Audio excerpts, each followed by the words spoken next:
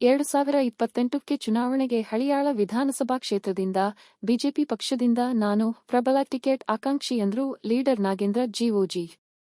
ಹಳಿಯಾಳ ಹೌದು, ಉತ್ತರ ಕನ್ನಡ ಜಿಲ್ಲೆಯ ಹಳಿಯಾಳ ವಿಧಾನಸಭಾ ಕ್ಷೇತ್ರದ 2028ರ ವಿಧಾನಸಭಾ ಚುನಾವಣೆ ಕಾವು ನಿಧಾನವಾಗಿ ಏರುತ್ತಿದ್ದು, ಇದಕ್ಕೆ ಪೂರಕವಾಗಿ ಇಂದು ಹಳಿಯಾಳ ವಿಧಾನಸಭಾ ಕ್ಷೇತ್ರದ ಕಬ್ಬು ಬೆಳೆಗಾರರ ಸಂಘದ ಅಧ್ಯಕ್ಷರು ಹಾಗೂ ಮರಾಠ ಸಮುದಾಯದ ಪ್ರಮುಖ ಮಂಚೂಣಿ ಲೀಡರ್ ನಾಗೇಂದ್ರ ಜಿಒಜಿ ಅವರು ನಮ್ಮ ನ್ಯೂಸ್ ಸಮೂಹದ ರಾಜ್ಯ ಉಪಸಂಪಾದಕ ಬಸವರಾಜು ನಡೆಸಿದ ಮುಕ್ತ ಸಂವಾದದಲ್ಲಿ ಮಾತನಾಡಿ ಹಳಿಯಾಳ ಕ್ಷೇತ್ರದ ಸಮಸ್ಯೆಗಳು, 2028ರ ವಿಧಾನಸಭಾ ಚುನಾವಣೆಗೆ ಸ್ಪರ್ಧೆ ಸೇರಿದಂತೆ ವಿವಿಧ ವಿಷಯಗಳ ಬಗ್ಗೆ ಮುಕ್ತವಾಗಿ ಮಾತನಾಡಿದ್ದಾರೆ. ಹಲೋ, ಹಾಯ್, ನಮಸ್ಕಾರ. ನಾನು ಬಸವರಾಜ್ ಮಾತಾಡ್ತಾ ಇದ್ದೀನಿ, ಪತ್ರಕರ್ತರು. ವಿಶೇಷವಾಗಿ ಉತ್ತರ ಕನ್ನಡ ಅಂದಿದ ತಕ್ಷಣ ಸಾಕಷ್ಟು ರೈತಪರ ಹೋರಾಟಗಾರರಲ್ಲಿ ಅತ್ಯಂತ ಜನಪ್ರಿಯ ವ್ಯಕ್ತಿ ಅಂದ್ರೆ ಹಳಿಯಾಳ ಒಂದ್ ರೀತಿ ಮಣ್ಣಿನ ಮಗ ಇವರೇ ನಾಗೇಂದ್ರ ಜಿಒಜಿ. ವಿಶೇಷವಾಗಿ ನಾಗೇಂದ್ರ ಜಿಒಜಿ ಅಂದ್ರೆ ಬಹುಶಃ ಕಬ್ಬು ಬೆಳೆಗಾರರು ಮತ್ತೆ ಕಬ್ಬು ಬೆಳೆಗಾರರ ಹಿತರಕ್ಷಣೆಗೆ ಸಾಕಷ್ಟು ಸದಾ ಬದ್ಧವಾಗಿ ಮಲ್ಲಿಂದನೂ ಸಹ ಧ್ವನಿ ಎತ್ತರು. ಅವರು ಈಗ ನಮ್ಮ ಪತ್ರಿಕಾ ಸಮ್ಮುಖಕ್ಕೆ ಸಿಕ್ಕಿದರೆ ಬನ್ನಿ ಅವರ ಹೋರಾಟದ ಹಿನ್ನೆಲೆ ಏನು, ವಿಶೇಷವಾಗಿ ಮುಂದಿನ ಒಂದ್ ರೀತಿ ಹೋರಾಟದ ರೂಪುರೇಷೆಗಳು, ಮತ್ತೆ ಸಾಕಷ್ಟು ಹಳಿಯಾಳ ಭಾಗದ ಜ್ವಲಂತ ಸಮಸ್ಯೆಗಳು, ಮತ್ತೆ ಇಲ್ಲಾಗಿರ್ತಕ್ಕಂಥ ಅಭಿವೃದ್ಧಿ ಕೆಲಸಗಳು, ಮತ್ತೆ ಅವರ ಮುಂದಿನ ಹೋರಾಟದ ಒಂದ್ ರೀತಿ ಹಾದಿಗಳ ಬಗ್ಗೆ ಸಮಗ್ರವಾಗಿ ಚರ್ಚೆ ಮಾಡೋಣ. ಸರ್ ನಮಸ್ತೆ. ನಮಸ್ತೆ ಸರ್. ಹೇಳಿ ಸರ್, ವಿಶೇಷವಾಗಿ ನಾಗೇಂದ್ರ ಜಿಒಜಿ ಅಂದ್ರೆ ಎಲ್ಲ ಒಂದ್ ಕಡೆ ಕಬ್ಬು ಬೆಳೆಗಾರರಿಗೆ ಎಲ್ಲ ಒಂದ್ ಕಡೆ ಸಕ್ಕರೆ ರೀತಿ ಇದ್ದೀರಾ. ಯಾಕಪ್ಪ ಅಂತಂದ್ರೆ ಕಬ್ಬು ಬೆಳೆಗಾರರಿಗೆ ಯಾವುದೇ ಸಂದರ್ಭದಲ್ಲಿ ತೊಂದರೆ ಆದ್ರೂ ಸಹ ಹಳಿಯಾಳ ಇರ್ಬೋದು, ಈ ಕಡೆ ಭಾಗದಲ್ಲಿ ಇರ್ಬೋದು, ವಿಶೇಷ ಉತ್ತರ ಕನ್ನಡ ಜಿಲ್ಲೆಯಲ್ಲಿ ಅವ್ರ ಪರವಾಗಿ ಸಾಕಷ್ಟು ಒಂದ್ ರೀತಿ ಧ್ವನಿ ಎತ್ತಿದ್ದೀರಾ, ಸಾಕಷ್ಟು ನೋವು ಉಂಡಿದ್ದೀರಾ, ನಲುವಿ ಸಹ ಉಂಡಿದ್ದೀರಾ, ಸಾಕಷ್ಟು ಹೆಸರು ಮಾಡಿದ್ದೀರಾ. ಏನನ್ಸುತ್ತೆ? ಈ ಭಾಗದಲ್ಲಿ ನಮ್ಮ ಎಡಿ ಸಕ್ಕರೆ ಕಾರ್ಖಾನೆ ಇದೆಯಲ್ಲ, ಇದು ರೈತರನ್ನ ಬಹಳ ಶೋಷಣೆ ಮಾಡ್ತಾ ಇತ್ತು. ನಿರಂತರವಾಗಿ ರೈತರಿಗೆ ತೊಂದರೆ ಕೊಡ್ತಾ ಇತ್ತು. ರೇಟ್ ನಲ್ಲಿ ವಿಷಯ ಇರಬಹುದು ಅಥವಾ ಇಳುವರಿ ವಿಷಯದಲ್ಲಿ ಪಾರದರ್ಶಕತೆ ಕೊರತೆ ಇರಬಹುದು. ಈ ತರ ಬಹಳಷ್ಟು ಇದು ಶೋಷಣೆ ಮಾಡ್ತಾ ಇರೋದ್ರಿಂದ ಇದರ ವಿರುದ್ಧ ನಾವನ್ನು ದನಿ ಎತ್ತಬೇಕು. ಯಾಕಂದ್ರೆ ಈ ಭಾಗದಲ್ಲಿ ತುಂಬಾ ಅಮಾಯಕ ಜನ ಇದ್ದಾರೆ. ಈ ಅಮಾಯಕ ಜನರಿಗೆ ಇದೇ ರೀತಿ ನಾವು ಬಿಟ್ರೆ ಪಾಪ ಈ ರೈತರಿಗೆ ಬದುಕಿನ ಇದು ಕಷ್ಟ ಆಗ್ತದೆ ಅಂತ ಹೇಳಿ ನಾನು ವಿಚಾರ ಮಾಡಿ ಈ ಕಾರ್ಖಾನೆ ವಿರುದ್ಧ ನಾನು ಹೋರಾಟಕ್ಕೆ ಇಳಿದೆ. ಸುಮಾರು 22, 23ರಲ್ಲಿ ಸುಮಾರು 45 ದಿವಸಗಳ ಹೋರಾಟ ಮಾಡಿ ಈ ಕಾರ್ಖಾನೆ ಬಂದಿಟ್ಟು ಏನು ಆ ವರ್ಷದಲ್ಲಿ 2371 ಅಂದ್ರೆ ಇಡೀ ಕರ್ನಾಟಕದಲ್ಲೇ ಅತಿ ಕಡಿಮೆ ಬೆಲೆ ಕೊಡ್ತಾ ಇದ್ರು. ಅವಾಗ ನಮ್ಮ ಹೋರಾಟದಿಂದ ಸುಮಾರು ರೈತರಿಗೆ ಸುಮಾರು 16 ಕೋಟಿಗಳಷ್ಟು ರೈತರಿಗೆ ಲಾಭ ಮಾಡಿ, ರೇಟ್ ಹೆಚ್ಚು ಮಾಡಿ ರೈತರಿಗೆ ಲಾಭ ಮಾಡಿಕೊಟ್ವಿ. ಅದರ ಸಂಪೂರ್ಣ ತೃಪ್ತಿ ನನಗಿದೆ.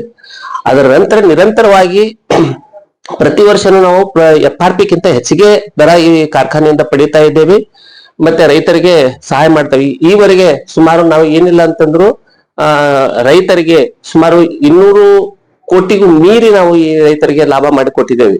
ಅಂದ್ರೆ ಅವರ ಹಕ್ಕಿನ ಹಣವನ್ನ ಏನ್ ಕಾರ್ಖಾನೆಯವರು ಸುಲಿಗೆ ಮಾಡ್ತಾ ಇದ್ರು ಅದನ್ನು ನಾವು ಕೊಡಿಸಿದ್ದು ತೃಪ್ತಿ ನನಗಿದೆ ಸರ್. ಈಗ ತಾವು ವಿಶೇಷವಾಗಿ ಹಳಿಯಾಳ ಅಂದಿದ ತಕ್ಷಣ ವಿಶೇಷವಾಗಿ ಪ್ರಬಲ ರಾಜಕಾರಣಿ, ತುಂಬಾ ಹಿರಿಯ ರಾಜಕಾರಣಿ RV ದೇಶಪಾಂಡೆ ಅವರ ಒಂದ್ ರೀತಿ ಸ್ವಕ್ಷೇತ್ರ.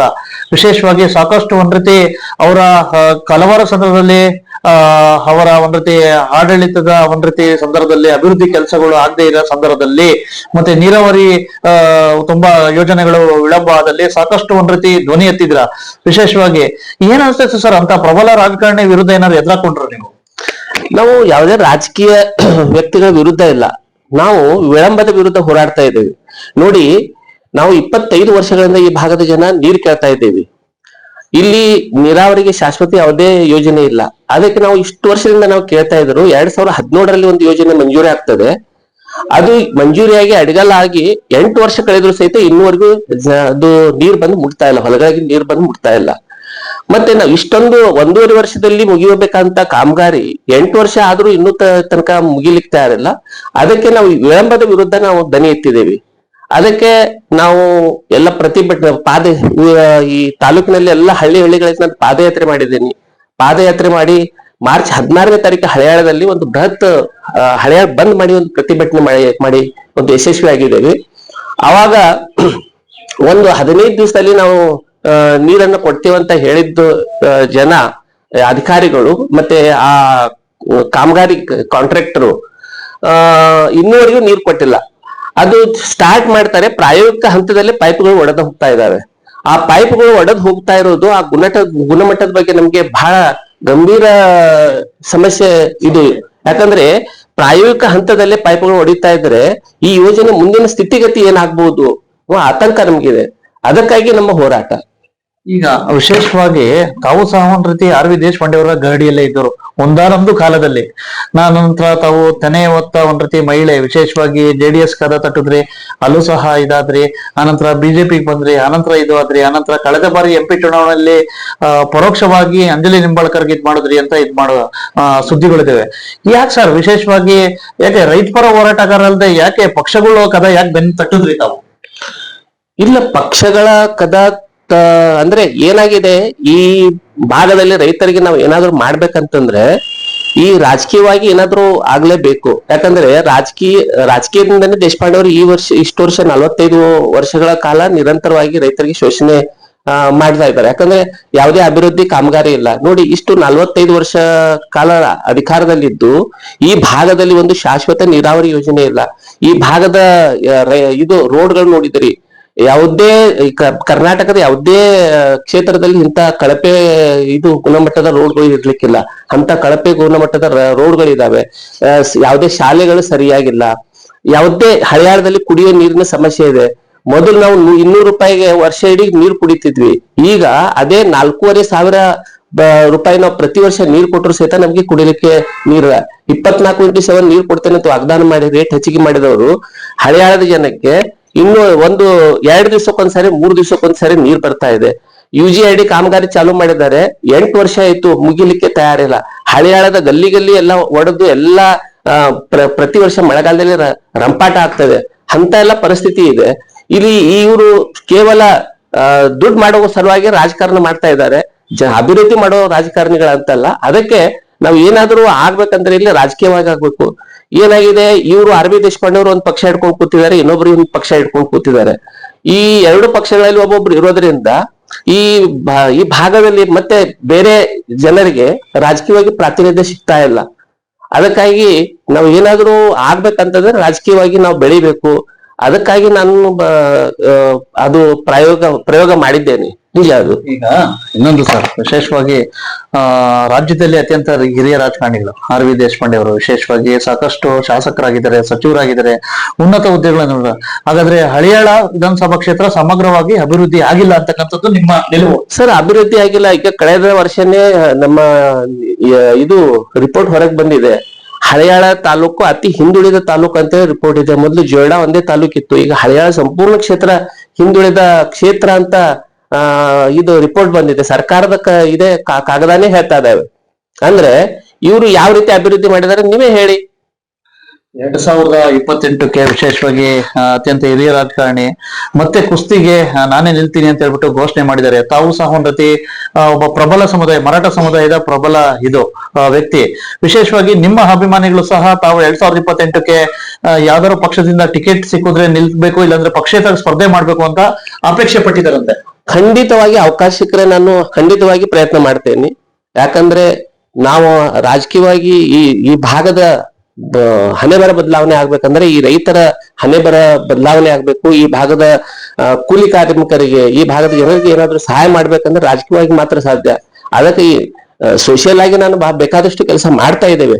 ಆದರೆ ಬದಲಾವಣೆ ತರಬೇಕಂತಂದ್ರೆ ರಾಜಕೀಯವಾಗಿ ನಾವು ಬೆಳಿಬೇಕು. ಅದಕ್ಕಾಗಿ ನಾನು ಅವಕಾಶ ಸಿಕ್ಕರೆ ಖಂಡಿತವಾಗಿ ಪ್ರಯೋಗ ಮಾಡ್ತೀನಿ. ಅಲ್ಲ, ಈ ಹಿಂದೆ ಯಾವಾಗ ನಿಂತ್ಕೋಬೇಕು ಅಂತ ಹೇಳ್ಬಿಟ್ಟು ಸಾಕಷ್ಟು ಏನು ಕೈ ಸುಟ್ಕೊಂಡಿದ್ರ, ನಿಂತಿದ್ರ?